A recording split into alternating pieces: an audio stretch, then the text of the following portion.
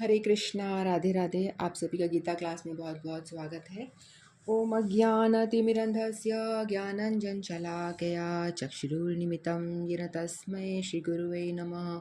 गुरुवे गौरचन्द्राय राधिकाय सदालय कृष्णाय कृष्णभक्ताय तद्भक्ताय नमो नमः। नमो विष्णुपादाय कृष्णपृष्ठाय भूतले श्रीमद्भक्तिवेदान्त नारायणीति नामिने श्रीकृष्णलीला कथने सुताक्षं औदार्यमाधुर्यगुणनिक्षिप्तं वरं वरेण्यं पुरुषमहन्तं नारायणं तं शिरसा नमामि। श्रीचैतन्यमनुभीष्टं स्थापितं येन भूतले स्वयं रूप कदा मह्यं ददाति स्वपदान्तिकम्। आजानुलम्बितभुजगन्कावदातो सङ्कीर्तनः कपित्रो कमलायताक्षो विशम्भरो द्विजवरो धर्मपालो वन्दे जगत्प्रियकरो करुणावतारो। नमो महावदन्याय कृष्णप्रेमप्रदायते कृष्णाय कृष्णचैतन्यनाम्ने गौरत्विषे नमः। हे कृष्ण करुणा सिन्धो दीनबन्धो जगत्पते गोपेश गोपिकान्त राधाकान्त नमस्तुते। तत्काञ्चन गौराङ्गी राधे वृन्दावनेश्वरी वृषभानुसुते देवी प्रणमामि हरिप्रिये। श्री कृष्ण चैतन्य प्रभु नित्यानंद श्री अद्वैत गदाधर शिवासादि गौर भक्त वृंद वाञ्छाकल्पतरुभ्यश्च कृपा सिन्धुभ्येव च पतितानां पावनेभ्यो वैष्णवेभ्यो नमो नमः। हरे कृष्ण कृष्ण कृष्ण हरे हरे हरे राम राम राम हरे हरे। हरे कृष्णा कृष्ण कृष्ण हरे हरे। हरे राम राम राम हरे हरे। मैं सर्वप्रथम अपने परम आराध्यतम गुरुपाद पद्म नित्य लीला प्रविशम विष्णुपाद अष्टोत्तर शत श्री श्रीमद्भक्ति वेदांत नारायण गोसाई महाराज के श्री चरणों में अनंत कोटि दंडवत प्रणाम करती हूँ। तत्पश्चात समस्त रूपानुगुरु परंपरा के चरणों में मेरा दंडवत प्रणाम और आप सभी को मेरा यथा योग्य दंडवत प्रणाम स्वीकारो। हरे कृष्ण। तो हम सभी श्रीमद् भगवद गीता का अध्ययन कर रहे हैं और हम छठे अध्याय में हैं और अभी तक हमने 41 श्लोक पूरे कर लिए थे। आज हम 42 और 43 दो श्लोक करेंगे। तो भगवान बता रहे थे, अर्जुन जी के प्रश्न का उत्तर दे रहे थे। भगवान बता रहे थे जो योग भ्रष्ट हो जाते हैं, जो योगा अभ्यास करते हैं लेकिन किसी कारणवश वो अपना जो सिद्धि तक प्राप्त नहीं कर पाते, अपनी पूरी मतलब उसका अंतिम डेस्टिनेशन तक नहीं पहुंच पाते, तो उनका क्या होता है। तो 41 श्लोक में भगवान ने बताया था, असफल योगी पवित्र आत्माओं के लोकों में अनेक वर्षों तक भोग करने के बाद या तो सदाचारी पुरुषों के परिवार में या फिर धनवान के कुल में जन्म लेते हैं। तो भगवान ने बताया था कि जो लोग थोड़ी सी भक्ति करके इनकी दो श्रेणी बताई भगवान ने। असफल योगियों की दो श्रेणी बताई थी। एक वे जो बहुत थोड़ी उन्नति के बाद ही भ्रष्ट हो जाते हैं, यानी थोड़ा सा उन्होंने कुछ भजन प्रारंभ किया या हमारी जैसी जो स्थिति है जिनकी थोड़ा बहुत भजन करा, उसके बाद में उनका पतन हो गया, उन्होंने उसके बाद में भजन करना बंद कर दिया या उनकी मृत्यु हो गई या किसी भी वजह से वो माया में चले गए, जो भी रीज़न रहा हो, उन्होंने भजन करना छोड़ दिया। तो भगवान ने बताया था कि उनको या उनका क्या होता है, उनका पतन तो किसी भी हाल में नहीं होता। जो भगवान से जुड़ा हुआ है, थोड़ा सा करे ज़्यादा करे या कुछ भी करे, कुछ भी करता है भगवान से रिलेटेड, तो उसका पतन तो हो ही नहीं सकता, भगवान ने ऐसा बताया। तो जो थोड़ा सा करता है, थोड़ी सी उन्नति के बाद ही जिसका पतन होता है, तो उसको सदाचारी ब्राह्मण के घर में जन्म मिलता है। सदाचारी ब्राह्मण के घर में या कोई धनवान के घर में उसका जन्म होता है। भगवान ऐसा क्यों करते हैं? पहले तो क्या होता है, जब वो मर जाता है उसके बाद में उसको भगवान स्वर्ग भेज देते हैं, क्योंकि उसके अंदर उसका जो पतन हो जाता है, क्योंकि उसने अंदर बहुत सारी भोग की इच्छा होती है ना, भोग की आसक्ति होती है। तो भगवान कहते हैं कि भाई इस संसार में क्या भोग भोगेगा तू, यहाँ तो भोग जो है बहुत ही लो कैटेगरी का है, मैं तेरे को हाई कैटेगरी का भोग देता हूँ। तो फिर वो स्वर्ग लोक यानी उच्च लोकों में जाता है। ठीक है, स्वर्ग जैसे स्वर्ग लोक, जन लोक, तप लोक, वहाँ जाकर के वहाँ पे हजारों हजारों साल वो भोग करता है अपनी स्पिरिचुअल बॉडी के साथ में। ये देह तो यहीं रह जाता है। फिर वहाँ पे खूब सालों साल भोग करने के बाद में फिर जब उसको लगता है कि उसकी वहाँ से भी उस भोगों से आसक्ति खत्म हो जाती है, क्योंकि वो होता तो भक्त है लेकिन वो किसी कारणवश फंस जाता है वहाँ पे, तो उसको वहाँ जाके भी वो जो स्वर्ग का भोग है अच्छा नहीं लगने लगता बाद में। जब वो उसकी आसक्ति उससे ख़त्म होती है तो फिर बाद में उसको फिर नीचे धरती लोक पे भेजा जाता है। फिर वहाँ पे उसको सदाचारी ब्राह्मण के घर में, वैष्णव घर में जन्म होता है, या तो धनवान के घर में जन्म होता है। जिससे क्या होता है कि उसको भगवान उसको ऐसी अपॉर्चुनिटी प्रदान करते हैं कि जहाँ पे उसको पैसे कमाने के लिए श्रम ना करना पड़े, उसको ये सोचना नहीं पड़े कि भाई मैं आज खाना क्या खाऊंगा, भाई को रोटी कमानी है तो मजदूरी करनी होगी। तो ये परेशानी नहीं होगी, क्योंकि धनवान परिवार में है तो पैसा आ रहा है बहुत उसके पास में, धन कमाने की कोई चिंता नहीं है। तो उसको धनवान परिवार में जन्म मिलेगा ताकि वो अपने भक्ति को आराम से कंटिन्यू कर सके। लेकिन इसमें क्या होता है, इस केस में ये होता है कि उसको धनवान परिवार तो मिल गया लेकिन उसको भक्त वैष्णव भी मिल जाते हैं, लेकिन उसको और बड़े हायर जैसे गुरु वगैरह का सानिध्य चाहिए होता है, जिससे कि वो भक्ति अपना दोबारा से स्टार्ट कर सके। लेकिन कई दफ़ा ऐसा भी हो सकता है, इसमें थोड़ा रिस्क भी है। रिस्क ये है कि यदि आपने भजन ठीक से कर रहे हो लेकिन आपके पास बहुत सारा भोग आ गया, धन आ गया, तो उससे क्या होगा, धन आ जाने के बाद क्या होता है, आप उस धन में फंस जाते हो। बहुत चांसेस है कि आप धन में भोगने में फिर से लग जाओ और दोबारा से फंस जाओ और फिर माया में जंजाल में पड़े रह जाओ, फिर दोबारा जन्म मृत्यु के चक्कर में पड़ जाओ। तो इसमें बहुत डर रहता है। तो अब भगवान 42 श्लोक में क्या बताते हैं, देखते हैं। अथवा योगिनामेव कुले भवति धीमताम् एतद्धि दुर्लभतरं लोके जन्म यदीदृशम्। अथवा योगिनामेव कुले भवति धीमताम् एतद्धि दुर्लभतरं लोके जन्म यदीदृशम्।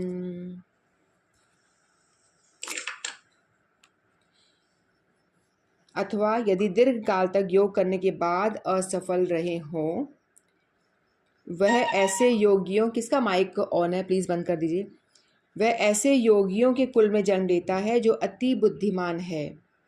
निश्चय ही इस संसार में ऐसा जन्म दुर्लभ है।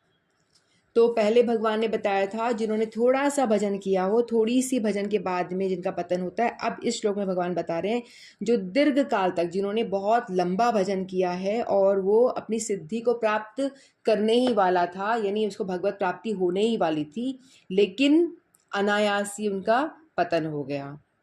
तो ऐसे योगियों का क्या होगा, तो भगवान यहाँ उनके विषय में बता रहे। पहले वाले के बताया कि वो स्वर्ग का भोग करेगा हजारों साल, उसके बाद में यहाँ पे आ जाएगा धरती पे दोबारा से, अपना उसको भगवान चांस देंगे, धनवान परिवार में आएगा। लेकिन यहाँ रिस्क ये है कि वो धन ज़्यादा मिलेगा, ऐश्वर्य मिलेगा तो दोबारा से माया में फंसने का डर है, यहाँ बड़ा रिस्क है। ठीक है, लेकिन उसके संस्कार तो होते हैं वो जो उसको पुश करेंगे भक्ति करने के लिए। लेकिन इनका क्या होगा, ये इनको भगवान स्वर्ग में नहीं भेजते, इनको भगवान स्वर्ग में नहीं भेजते, बोलते स्वर्ग में जाकर के टाइम वेस्ट नहीं करना है।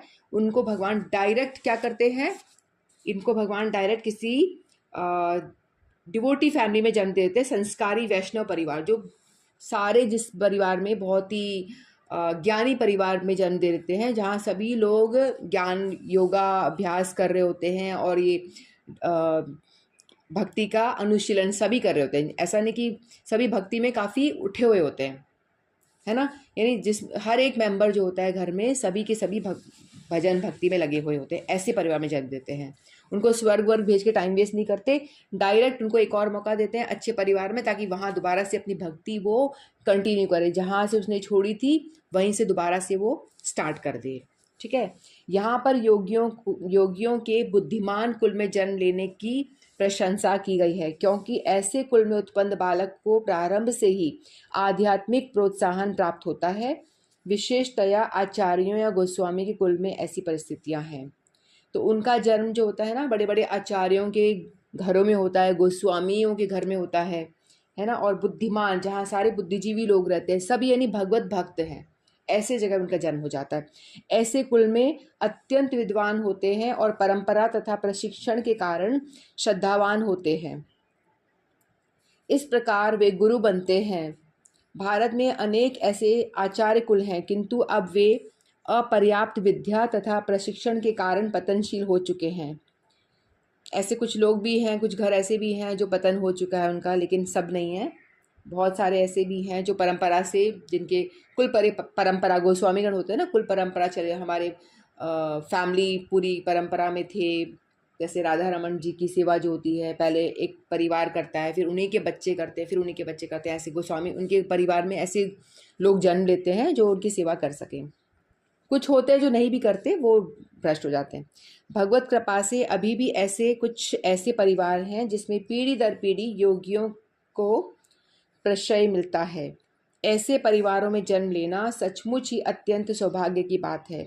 सौभाग्यवश हमारे गुरु विष्णुपाद श्री शिल भक्ति वेदांत सरस्वती गोस्वामी महाराज को तथा स्वयं हमें भी ऐसे परिवार में जन्म लेने का अवसर प्राप्त हुआ। हम दोनों ही बचपन से ही भगवत भक्ति करने का प्रशिक्षण दिया गया। बाद में दिव्य व्यवस्था के अनुसार हमारी उनसे भेंट हुई। यहाँ पर ये भगवत गीता लिखी हुई है, शिल प्रभुपाद जी के द्वारा लिखी हुई है। स्वामी महाराज प्रभुपाद जी है ना, इस्कॉन के फाउंडर आचार्य, उन्होंने ये भगवत गीता लिखी है। वो अपने बारे में बता रहे हैं कि मेरे गुरुजी, उनके गुरुजी कौन है?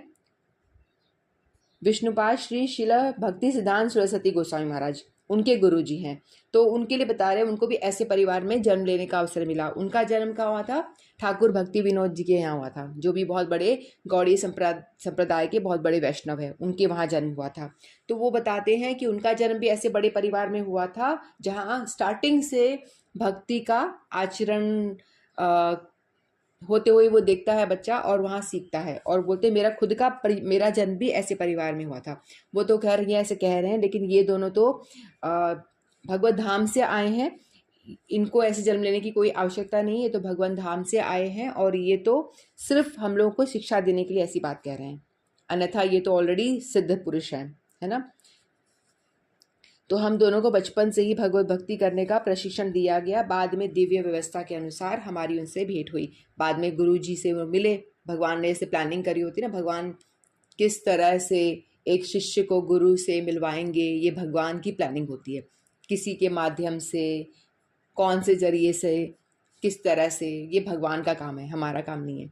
भगवान का काम है कि यदि आप डिवोटी भक्ति कर रहा है, तो भगवान का ये काम है कि उस डिवोटी की जितनी भी भक्ति उसने करी है उसका संरक्षण करना, उसको संभाल के रखते हैं वो, और उनको मौका देते हैं, फिर उनको आगे मिलाते हैं गुरु से। ये भगवान करते हैं। तो हमारा फ़र्ज़ है कि हम सिर्फ भक्ति करें, जितनी हमसे हो पा रही है, ऑनेस्टी के साथ में भक्ति करें, ठीक है। तो उन लोगों का जन्म डिवोटी फैमिली में होता है, जहाँ पे क्या होता है, डिवोटी फैमिली में जन्म होगा तो क्या होगा, आपका बचपन से ही, जैसे ही आप गर्भ में आते हो तभी से आपका भक्ति करना स्टार्ट हो जाता है।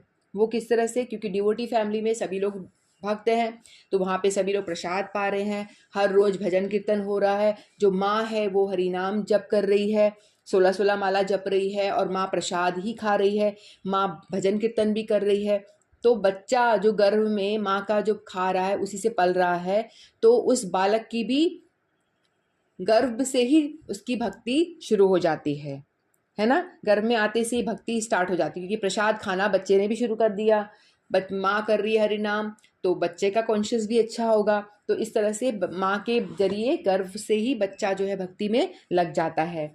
तो ऐसे परिवार में जन्म होता है, जिससे क्या होता है, वो अपनी भक्ति को आगे कंटिन्यू करता है, और उसको ऐसा हर संभव माहौल मिलता है जिसमें जो उसने भक्ति की जो बीज थी उसके अंदर पिछले जन्मों से, उसको क्या होता है, भक्ति लता बीज ठीक से बढ़ने लगती है, और उसमें अच्छे से उसमें जल और खाद वगैरह डलता रहता है। जल और खाद डलने का मतलब ये है कि निरंतर हरि कथा उसको मिलती है, निरंतर भजन कीर्तन सब मिलता है, जिससे क्या होता है, भक्ति लता बीज उस बालक में अच्छे से डेवलप करती है, और वो भक्ति में फिर से अपनी स्टडी शुरू कर देता है, ठीक है। जहाँ से उसने ख़त्म की थी, जहाँ से उसका शरीर छूट गया था, जहाँ से उसने ख़त्म की थी, उसके आगे से वो स्टार्ट करेगा। पीछे नहीं जाएगा। ठीक है, जैसे कि आप वृंदावन, दिल्ली से आप वृंदावन जा रहे हो, आप गाड़ी चला के जा रहे हो, कार लेके जा रहे हो, जाते जाते जाते क्या होता है, बीच में कोई एक जगह होती है जहाँ पे अंधेरा हो गया। ठीक है, होटल समझ लीजिए, होटल में आप रुके, वहाँ पे अंधेरा हो गया, तो आप सोचते चलो नाइट से यहाँ कर लेते हैं, उसके बाद हम आगे का सफ़र स्टार्ट करेंगे। तो आपने रात को वहाँ पे स्टे करा, लेकिन जब आप सुबह उठे तो आप थोड़ी ना दोबारा दिल्ली जाओगे वापस, आप तो क्या करोगे, अपने सफ़र को आगे बढ़ाओगे। तो होटल से आप आगे वृंदावन की ओर जाओगे, पीछे नहीं जाओगे। इसी तरह से तो ये जो भक्त है वो पीछे नहीं जाता है, जितनी भक्ति करके आ चुका है, जितने भी रास्ते में पहुंचा है, वो उसके आगे की ओर बढ़ेगा, क्योंकि भगवान उसको हर संभव पूरा चांस दे रहे हैं कि वो भक्ति में आगे बढ़े। ठीक है, तो प्रभुपाद जी कहते थे अपने शिष्यों से, जो उनके शिष्य थे, कहते थे कि देखो तुम्हारे घर में जिन जिन बच्चों ने जन्म लिया है ना, उनका आप ठीक से ध्यान रखो, क्योंकि आपको ये पता नहीं है, ये सारे बच्चे जो हैं वो लोग हैं जिन्होंने बहुत अच्छा भजन किया है और वो गिर चुके हैं या वो भजन कंप्लीट नहीं कर सके, तो वो बच्चे हैं ये। तो इसलिए आप अपने बच्चों का अच्छे से ध्यान दो, उनको अच्छे से केयर करो, और भजन भजन भजन भक्ति वो ठीक से वो कर पाएँ, उसका आप ध्यान रखो। ठीक है, तो ये बहुत बड़ी बात होती है कि डिवोटी के घर में जन्म मिल जाना, ये हर किसी को नहीं मिलता है। नहीं तो देखो संसार में ऐसे लोग हैं जहाँ पे आपको जन्म मिल रहा है, माएँ ऐसी हैं, प्रसाद वसाद तो छोड़ो, सारा दिन खुद ही फिल्में देख रही हैं, टीवी, प्रेग्नेंट हैं, गर्भाधान के समय में मूवी देख रही हैं, अश्लील चित्र देख रही हैं, नाच गाने देख रही हैं। तो बच्चा कैसे पैदा होते से क्या करेगा, नाचना गाना ही शुरू कर देगा वो बच्चा, और क्या करेगा, माँ ने जो करा वही चीज़ वो भी करेगा। वो निकलते से ही, संसार में आते से ही, जन्म लेते से ही वो नाचना शुरू कर देगा। फिर माँ खुश होगी, वाह मेरा बेटा कितना अच्छा फिल्मी डांस कर रहा है। क्यों नहीं करेगा, तुमने सिखाया यही है, और तुम उसको उल्टे सीधे गाने सिखा रहे हो, फिर बाद में भी यही सिखा रहे हो। तो उस बच्चे का बदनसीब कह लो कि उसको ऐसे एक परिवार में जन्म मिला है जहाँ चारों तरफ माया ही माया है, कोई उसको अच्छी शिक्षा देने वाला ही नहीं है। माता पिता को खुद को ही नहीं ज्ञान, तो वो क्या शिक्षा देंगे, वो खुद ही अज्ञानी है। उनको खुद को ही नहीं पता कि हमें नॉन वेज नहीं खाना है, हमें ऐसे माया में लिप्त नहीं होना, हमें भजन करना है, ये शरीर बड़ा दुर्लभ है, ये सारी बातों का ज्ञान ही नहीं है उनको। लेकिन जो बच्चा डिवोटी फैमिली में जन्म जिसका मिलता है, जो उन्हीं को मिलता है, ज़्यादातर अलग भी हो सकते हैं, लेकिन मोस्ट ऑफ द केसेस में डिवोटी जो जिनका पतन होता है वही आते हैं। ठीक है, तो उन लोगों को क्या होता है, आते से ही उनको एक अच्छा माहौल मिलता है, कहीं ढूंढने जाना नहीं पड़ेगा, और घर में ही भजन, उनके पिता उनको भजन सिखा रहे हैं, है ना। जैसे प्रभुपाद जी कहते हैं कि मैं जब छोटा था तो मैं जब आता था, मैं सो जाता था रात को, लेकिन कभी मेरे पिताजी बहुत लेट हो गया तो कहीं से आ रहे हैं बाहर से घूम के, लेकिन वो रात चाहे कितनी भी लेट हो जाती थी, लेकिन तो भी वो घंटी बजाना शुरू करके भगवान की पूजा करते थे। तो हम सो रहे हैं लेकिन पिताजी टन टन टन टन घंटी बजा रहे होते थे। तो ये सारे जो संस्कार हैं, इनसे इम्प्रेशन पड़ जाते हैं कि भाई हमारे पिता किस तरह से भक्ति कर रहे हैं, वो बिल्कुल नियम से करते हैं, कुछ भी हो जाए अपना भजन नहीं छोड़ते। तो यही देख कर के बच्चा सीखता है और ये सारी बातें वो ग्रहण करता है। तो ऐसा इन्वायरमेंट भगवान उसको कृपा करके प्रदान करते हैं। ठीक है, तो हम लोग जो भक्ति में जुड़े हैं और हमें कुछ बातें समझ में आई हैं, तो हम लोग इतना तो प्रयास कर सकते हैं ना कि भाई हम खुद डिवोटी बन जाए, हम खुद बने, ताकि हम अपने बच्चों को एक ऐसा इन्वायरमेंट प्रदान करें जिससे कि वो भजन कर सके। क्योंकि भजन करना बहुत ज़रूरी है। भजन नहीं करोगे तो आपको जन्म लेना पड़ेगा बार बार बार बार बार। ठीक है, कान को आप सीधे से पकड़ लो, इस हाथ से उस कान को पकड़ना है तो आप डायरेक्ट पकड़ लो, या हाथ को पीछे से लाके ऐसे घुमा के पकड़ो तो बहुत डिफिकल्ट होगा, है ना। तो हमको सबको जाना वही रास्ते है जिसको पता है और जिसको ना पता है। हम लोगों को भगवान के वहाँ जाना है, भगवत धाम जाना सबको है, लेकिन जिनको नहीं पता है वो माया में पड़े हैं, उनको बहुत टाइम तक पड़े रहना पड़ेगा। उनको बहुत हजारों हजारों हजारों हजारों साल तक इस माया में पड़े रहना पड़ेगा।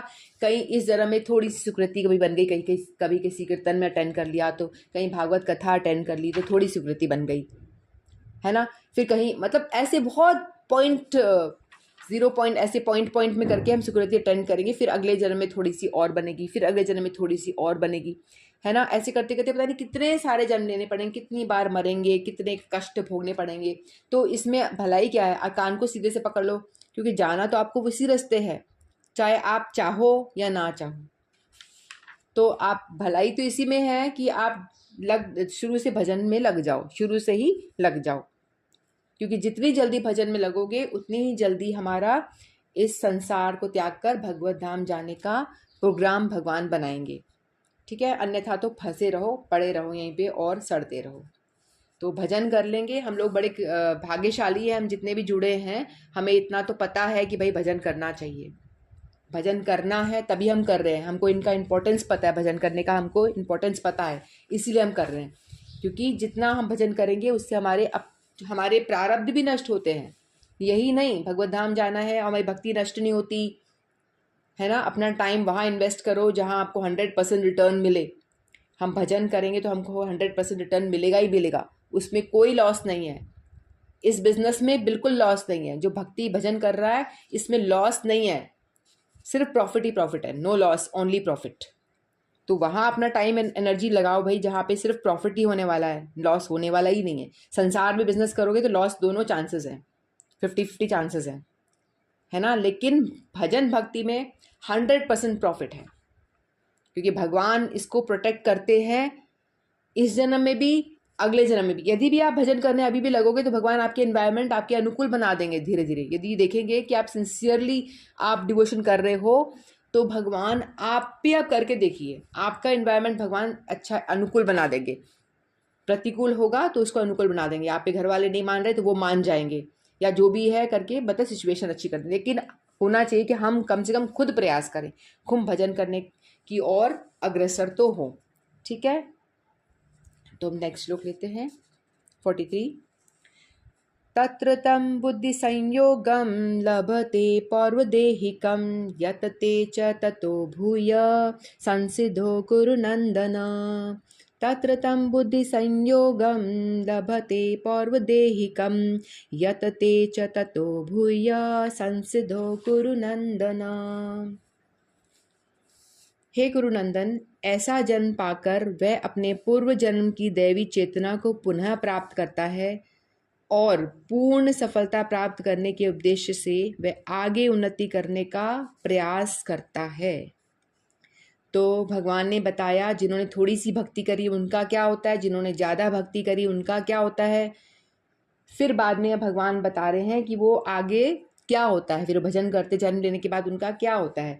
चाहे वो धनी परिवार, ब्राह्मण परिवार में या संस्कारी वैष्णव के परिवार में जन्म ले, उसके बाद वो क्या करता है, उसके बाद क्या करता है, वो अपनी पूर्व की जो दैवी चेतना है, यानी जो पूर्व में उसने जो भी भजन भक्ति उसने की है, वो धीरे धीरे उसको याद आने लगती है। उसके संस्कार वश उसका इंटरेस्ट उस और जागता है, भक्ति करने का, भजन करने का उसका मन करता है, क्योंकि उसके संस्कार उसको खींचते हैं।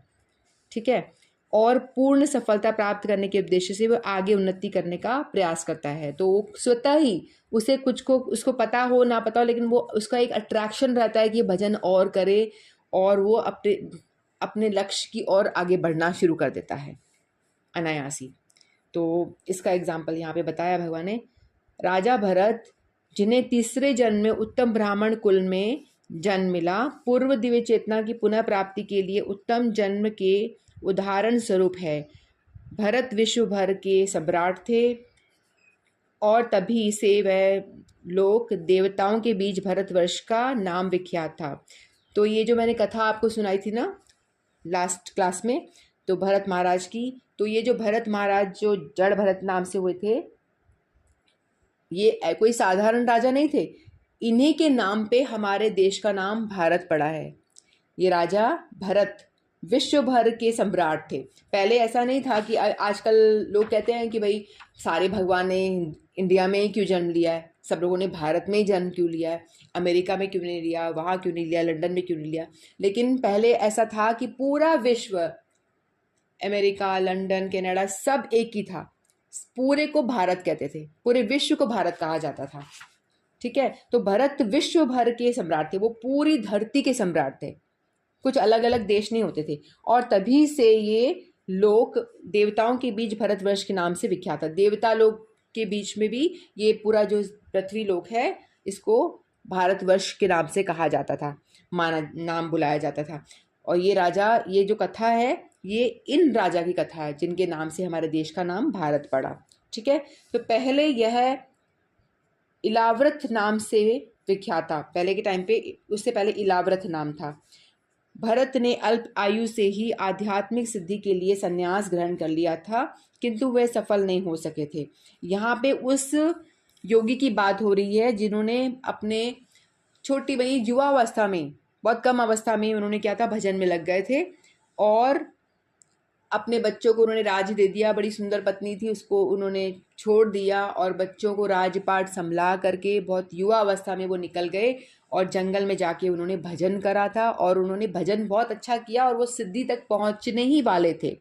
यानी जिसने कि बहुत दीर्घ काल तक भजन करा, ये कैटेगरी उनकी है जिन्होंने बहुत ही लंबे टाइम तक दीर्घ काल तक योगाभ्यास करने के बाद में उनका पतन हो गया था। तो ये कथा तो आपको पता ही है कि वो हिरण के बच्चे में आसक्त हो जाते हैं, फिर वो मरते टाइम पे उनको वही स्मृति आती है, तो फिर बाद में वो हिरण का जन्म मिलता है। लेकिन जब उनको हिरण का जन्म मिलता है तो भी उनके अंदर, क्योंकि उनका भजन था प्रगाढ़ था और काफ़ी आगे बढ़ चुका था, तो उनको सारी स्मृति बनी हुई थी। तो उन्होंने क्या करा, वो पुलस्त ऋषि के आश्रम में जाते हैं जहाँ पे वो पहले खुद भजन किया करते थे। जब वो भरत राजा थे ना, उस टाइम पे जहाँ वो भजन किया करते थे तो हिरण को स्मृति थी, इसलिए हिरण उसी जगह पे आश्रम में, पुलस्त ऋषि के आश्रम में आता है, वहीं आसपास घूमते रहता है। वो कहीं हिरणों के बीच में नहीं जाता, वो उस आश्रम में आकर के वहीं रह करके कथा कीर्तन को स्मरण सुनते रहता है वो हिरण, जो महाराज भरत हिरण के रूप में थे, वो सुनते रहते हैं क्योंकि उनका भजन उनको पता था, इसलिए उनको स्मृति थी, इसलिए वो ध्यान रखते। फिर बाद में उनका जैसे हिरण का शरीर पूरा होता है, उसके बाद में वो उनका जो जन्म होता है एक ब्राह्मण कुल, उत्तम ब्राह्मण कुल में उनका जन्म होता है। ठीक है, फिर उसके बाद वो अपने भजन को आगे बढ़ाते हैं। फिर उनको सारी समझ में आती है कि कैसे मेरा पतन हुआ, क्या हुआ था मेरे साथ में। तो वो अपने आप को मूर्ख साबित करते हैं कि मैं तो पागल हूँ, मेरे में तो अक्ल नाम की चीज़ ही नहीं है, मैं इस संसार के लायक ही नहीं हूँ। जब तुम संसार के लिए नालायक हो जाते हो तो भगवान के लिए लायक हो जाते हो। लेकिन आपको संसार समझता है बेवकूफ़, तो भगवान, क्योंकि वो अपने अंदर भगवान की स्मृति में पूरे टाइम रहता है, पूरे टाइम भगवान का चिंतन करता है, भगवान से 24 घंटा कनेक्टेड रहने के कारण संसार उसे फीका नजर आता है और संसार के प्रति कोई रस भी नहीं होता। संसार के लोग सब कुछ बड़े फीके फीके दिखते हैं और संसार में रहना उसको अच्छा नहीं लगता। तो वो अपने दोबारा रिस्क लेना नहीं चाहते थे, जड़ भरत के रूप में, यानी जड़ है, लोग बोलते थे तो जड़ की तरह पड़ा रहता है, मतलब कुछ काम नहीं करता, काज नहीं करता, लेकिन वो पूरे टाइम भजन करते थे। काम काज भले ही ना करे लेकिन वो पूरे टाइम भजन में लीन रहते थे। ब्राह्मण कुल में रह करके भी अपने आप को ऊपर से ऐसा चोला धारण कर रखा था, लेकिन वो भजन करके फिर वो उनको भगवत प्राप्ति होती है, भगवत धाम जाते हैं। ठीक है, तो ये उनका गति होती है कि वो ऐसे ब्राह्मण कुल में जन्म लिया, वैष्णव कुल में जन्म लिया, फिर वो अपनी तपस्या जो भी उनकी अधूरी रह गई थी साधना, उसको आगे कंटिन्यू करा, फिर वो भगवत धाम चले गए। ठीक है, तो बाद में राजा रघुगण ने उन्हें महानतम योगी के रूप में पाया। कोई पहचान नहीं पाता था उनको, जड़ समझते थे ना लोग बाग, तो लेकिन राजा रघुगण उस टाइम पे थे, वो जान गए। कैसे जान गए? ऐसी कोई कथा आती है कि पालकी उठा के जा रहे होते हैं, तो वो जाते हैं तो उस टाइम पे वो चींटियाँ होती है ना, तो चींटियों को बचाते बचाते चल रहे होते हैं, तो वो कभी इधर हिले कभी इधर हिले, चींटियाँ पैर के नीचे ना आ जाए। तो फिर वो बोलते हैं क्या कर रहे हो तुम? बोलते मेरे पैर के नीचे चींटी मर जाएगी, तो मैं इसलिए उनको बचाते हुए चल रहा हूँ। तो उनकी पालकी हिले जा रही थी, तो राजा को समझ में आया भाई ये कोई जड़, कोई ऐसा ही व्यक्ति तो नहीं है, ये कोई बड़ी महान आत्मा है। जो चींटी को मारने का कौन ऐसा ध्यान रखता है चींटी मेरे पैर की तरह ना के ना मर जाए। लोग तो ऐसे ही चलते हैं ना मरे तो मरे, है ना। लेकिन वो इतना, मतलब उसकी आत्मा इतनी शुद्ध है कि वो चींटी तक को भी, मच्छर छोड़ो चींटी को भी मारने को तैयार नहीं है। तो रघुगण राजा ने पहचान लिया कि भाई ये कोई महानतम योगी है जो इस रूप में आया है। उसके जीवन से यह पता चलता है कि वह दिव्य प्रयास अथवा योगा अभ्यास कभी व्यर्थ नहीं जाता। भगवत कृपा से योगी को कृष्ण भावनावत में पूर्ण सिद्धि प्राप्त करने के बारंबार सुयोग प्रदान प्राप्त होते रहते हैं। ठीक है, तो जो भजन करता है तो भगवान उसके भजन की रक्षा करते हैं और बार बार आपको चांस देते हैं, बार बार आपको सुयोग देते हैं कि आप भजन में आगे प्रोग्रेस करो। लेकिन आप सोचोगे थोड़ी सी भक्ति के लिए छोड़ो, आप भगवान देख लेंगे, तो भगवान देखेंगे भाई ये तो कपटी है, कपट कर रहा है, 2 बार हरि नाम कर लिया, हो गया, अब नहीं करना, मुझे नहीं करना। तो भगवान बोलेंगे, फिर डंडे पड़ेंगे फिर माया देवी के। जैसे बच्चा माँ से जिद करे जा रहा है, माँ उसकी बात मान रही है लेकिन खुद कुछ बात ही नहीं सुन रहा है, माँ की जिद पे जिद करे, तो माँ फिर क्या करेगी, डंडे लगाएगी उसके, है ना। उसी तरह से तो हमको लेकिन कपट नहीं करना है, भजन के प्रति हमको सीरियस होना है, और हमें जो करना है उसको हमने नियम लिया है, अपने आप को जो बोला है वो उसे कम से कम पूरा करना चाहिए, उसको नहीं छोड़ना चाहिए, उसको कंटिन्यू करना चाहिए। ठीक है। तो अगर आप अपने सिंसियर एफर्ट करेंगे भजन करने के लिए, ठीक से प्रयास करेंगे, तो भगवान आपकी भक्ति की अवश्य ही रक्षा करेंगे, वो आपके भजन की रक्षा करते हैं, जैसे भरत महाराज की करी, है ना। और भी बहुत सारे हम देख रहे हैं, शास्त्रों में उदाहरण आते हैं। मैंने आपको लाइव एग्जाम्पल ही बताया था, जो मरने के लिए गया था एक, है ना, एक वैष्णव मरने जा रहा था, तो निधि बन जाता है, फिर वहाँ जाके गुरुदेव से मुलाकात हो जाती है उनकी, फिर उसका भजन प्रारंभ हो जाता है। तो भगवान हमें किस रूप में मिलाएंगे हमें नहीं पता, तो हम लोगों को भजन करते रहना चाहिए।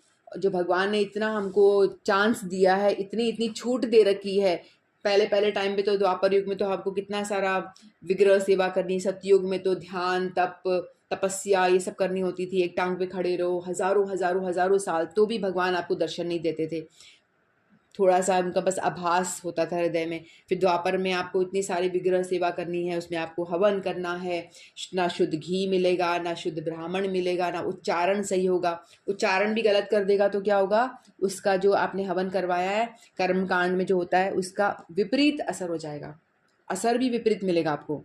जो आजकल भी कर्मकांडी ब्राह्मण हम बुला के करवाते हैं ना, यज्ञ, मेरी कोई इच्छा पूरी हो जाए तो मैंने यज्ञ करवाया है, लेकिन यदि ब्राह्मण शुद्ध नहीं आया, खुद ही तंबाकू खाते हुए आया, चाय पीते पीते आया, तो क्या ब्राह्मण वो क्या शुद्ध वो होगा, ब्राह्मण होगा, जो खुद ही उसके आचरण खाना पीना ही शुद्ध नहीं है, तो और वो क्या हवन करेगा। और यदि उसके श्लोक मुँह से जो निकल रहे हैं वो सही नहीं निकले, तो उसका असर भी विपरीत हो जाएगा, फल देने के बजाय उल्टा मिल जाएगा। इसीलिए सबसे बढ़िया तरीका बताया गया कलयुग में कि आपको कुछ करने की ज़रूरत नहीं है, आपसे कुछ भी नहीं होता, ना विग्रह सेवा कर सकते हो आप, हवन तप तपस्या ये सब तो छोड़ दो, सबसे आसान है, आप शुद्धि अशुद्धि का ख्याल नहीं है, आप सफाई में हो, गंदगी में हो, आप रात को सो रहे हो, एक बीमार व्यक्ति बिस्तर पे पड़ा हुआ है वो भी कर सकता है, उसको नहाने की ज़रूरत नहीं है, उसके शरीर में कुछ प्रॉब्लम हो रही है, फोड़े फुंसी हो रही है, अपवित्र अवस्था में है, तो भी वो नाम जप कर सकता है, आधी रात को कर सकता है, रात को नींद नहीं आ रही, आप हरि नाम शुरू कर दीजिए। यानी ना कोई काल का विचार है, ना किसी देश का विचार है, अमेरिका वाला भी कर सकता है, जापान वाला भी कर सकता है, कोई देश का विचार नहीं, कहीं पे भी कोई भी दिशा में बैठ के की जा सकती है।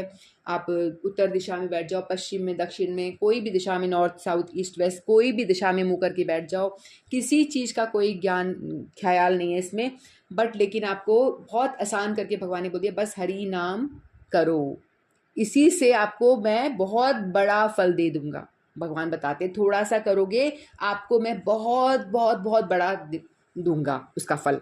तो हमको, अगर हम कलयुग के जीव इतना भी नहीं समझ रहे भगवान की बातें, तो भैया कोई नहीं बचा सकता हमको।